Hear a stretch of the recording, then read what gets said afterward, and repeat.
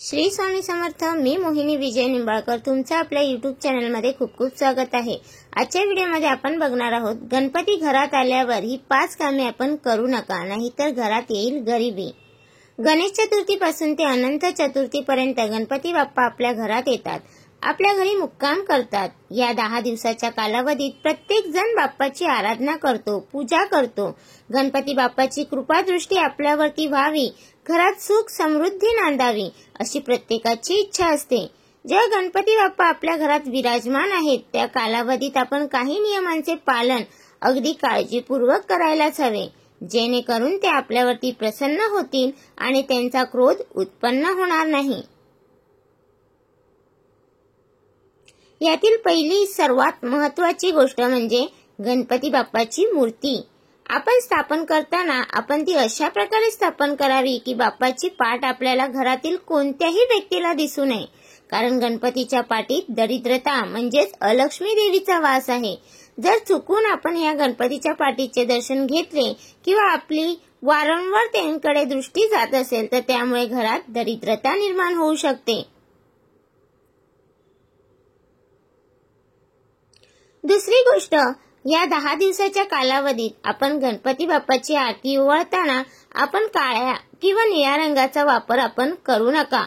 लाल आणि पिवळा हे 2 रंग गणपती बाप्पाला अतिशय प्रिय आहेत, म्हणून आपण या रंगाचे कपडे परिधान करू शकता।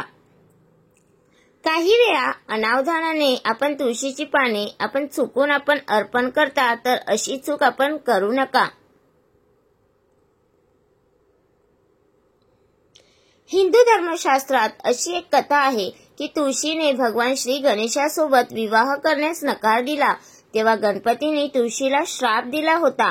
थोडक्यात श्री गणेश आणि तुळशी माता यांच्यात सख्य नसल्याने तुळशीची पाने आपण चुकूनही अर्पण करू नका। आपण गणपती बाप्पांना रुईची पाने किंवा मंदार वृक्षाची पाने खूप प्रिय आहेत, सोबत तुम्ही त्यांना शमीची पाने देखील अर्पण करू शकता।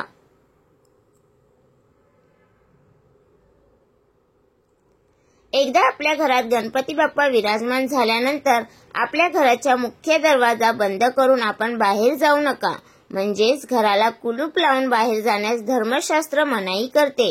आपल्या घरात जितक्या व्यक्ती आहेत त्यातील एखाद्या व्यक्तीने तरी सदैव घरात राहावे। गणेश चतुर्थी दिवशी चंद्राचे दर्शन घेणे निषिद्ध मानले आहे। जी व्यक्ती या दिवशी चंद्राचे दर्शन करते त्या व्यक्तीवर कोणत्या ना कोणता खोटा नाटा आळ त्यांच्यावर नक्की येतो। जो गुन्हा त्या व्यक्तीने केला नाही त्यात ती व्यक्ती अडकते, म्हणून चंद्रदर्शन ही व्यक्ती कलंक आपल्या माथी लावू शकते, म्हणून ते निषिद्ध आहे। आपण गणपती बाप्पाची पूजा आपण या 10 दिवसात करत आहोत, तर या 10 दिवसात आपण कोणत्याही प्रकारचे मांसाहार घरात शिजवला जाणार नाही, तसेच घरातील कोणत्याही व्यक्तीने ते खाऊ देखील नये। आपले जे जेवण आहार असेल तो सात्विक असावा। कोणत्याही प्रकारची व्यसने आपण या 10 दिवसाच्या कालावधीत करू नये। खोटे बोलणे, घरात वादविवाद करणे ह्या गोष्टी गणपती बाप्पांना क्रोधित करतात, म्हणून ह्या दिवसात आपण चुकूनही भांडणे करू नयेत। अनेक जण तर ह्या 10 दिवसात लसूण आणि कांदा देखील खात नाही। जर तुम्हाला शक्य असल्यास तुम्ही हे देखील पाळा।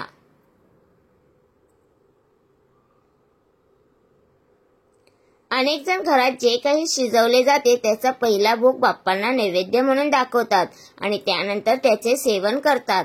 आपण देखील या नियमांचे पालन करावे। या 10 दिवसाच्या कालावधीत आपण सातत्याने सकारात्मक गोष्टींचा विचार करायला हवा। कोणत्याही प्रकारे वाईट बोलणे, शिव्या देणे या गोष्टी टाळाव्यात। मन शांत ठेवावे, गणपती बाप्पाचे ध्यान करावे, तर ह्या काही नियमांचे पालन आपण अवश्य करावे। तर तुम्हाला हा माझा व्हिडिओ कसा वाटला प्लीज कमेंट करून नक्की सांगा। व्हिडिओ आवडला असेल तर लाईक करा, कमेंट करा आणि शेअर करायला विसरू नका। आणि तुम्ही अजूनपर्यंत आपल्या चॅनलला सबस्क्राईब केलं नसेल तर नक्की जाऊन चॅनलला सबस्क्राईब करा, कारण आपल्या चॅनलवरती तुम्हाला आध्यात्मिक माहिती आणि स्वामी महाराजांचे व्हिडिओ बघायला भेटतात। भेटूया उद्या एका नवीन व्हिडिओ सोबत। श्री स्वामी समर्थ।